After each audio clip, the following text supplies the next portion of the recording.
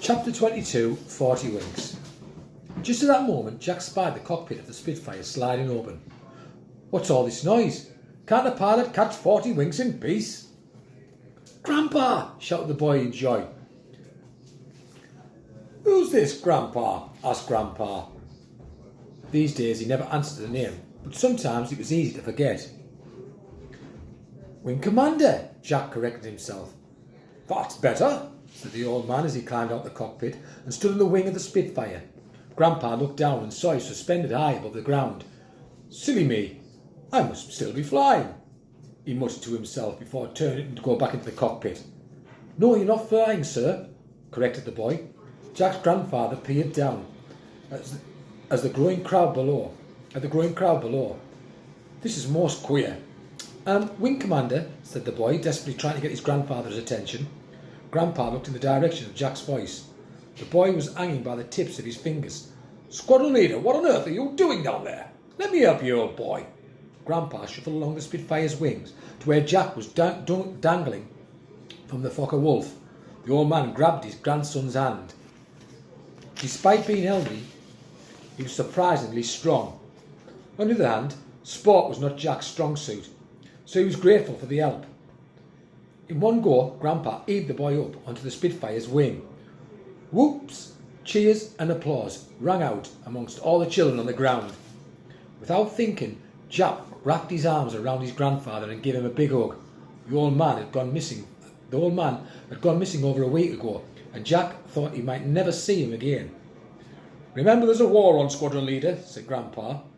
Gently, he unpeeled the boy's hands from around his waist and stood opposite each other and saluted. Suddenly from behind them came a growl. You are in big trouble. It was the security guard. Just at that moment, the half-man, half-gorilla took a running jump from the Focke-Wulf onto the Spitfire's wing. The weight of all three of them caused the cable above them to tighten and stretch. Twang! Snap! The Spitfire's wing swung down towards the ground. The plane now hung there with just one cable supporting it. The three figures slid down the wings as the crowd below gasped. Grandpa just managed to seize hold of the plane's propeller. Jack just managed to grab onto the old man's slippers. In turn, the security guard grabbed onto the boy's ankles, and they all swung from side to side like a trapeze act.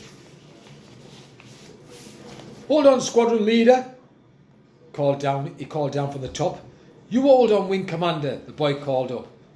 Below them they could hear someone sobbing.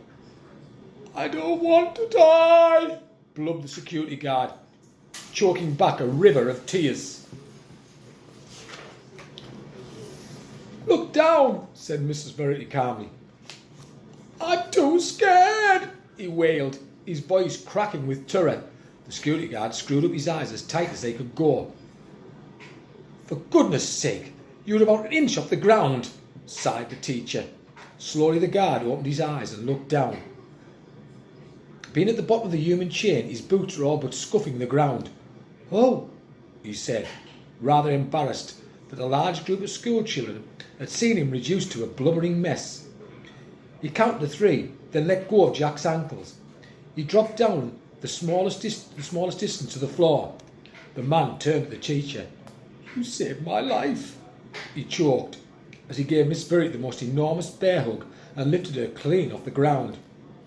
My spectacles are getting squashed, she protested.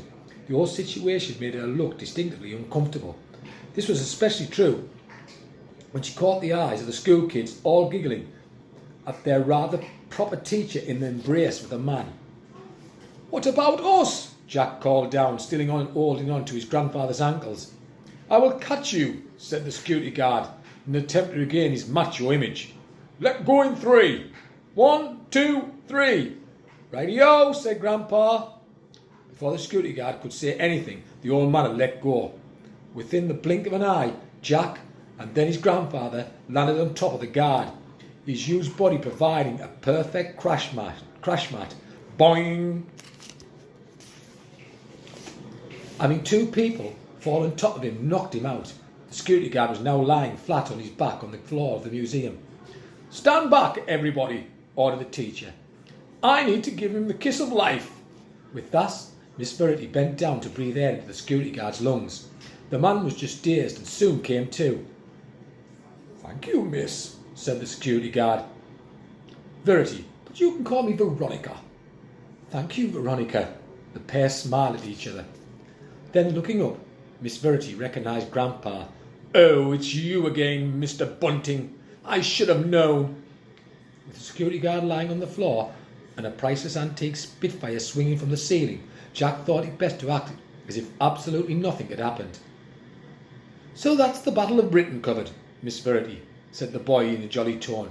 "What's next?" "Next?" fumed the history teacher. "I'm calling the police." Chapter 23. Nuts and Berries.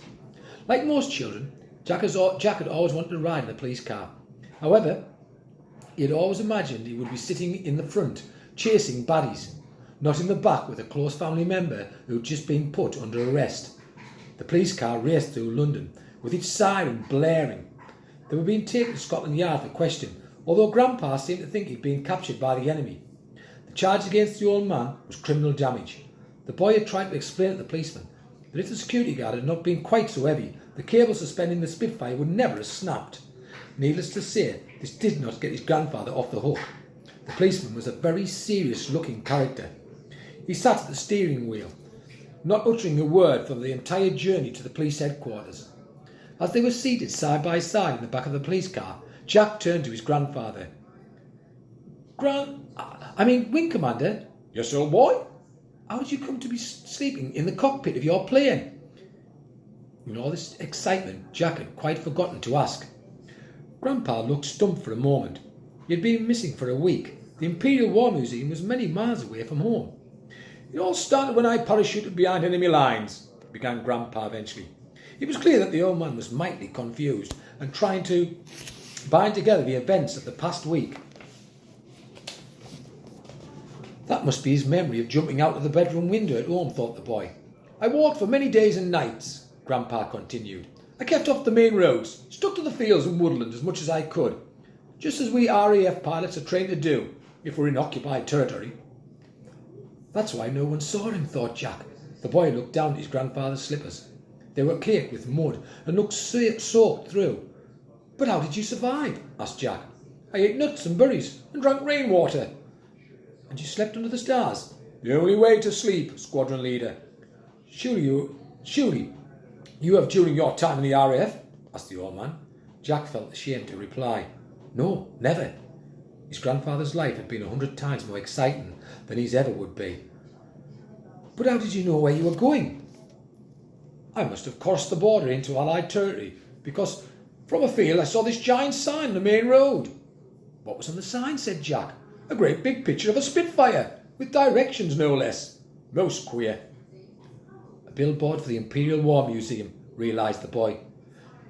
"I must get the Air Chief Marshal on the blower about that. Massive giveaway to the enemy where the nearest RAF base is.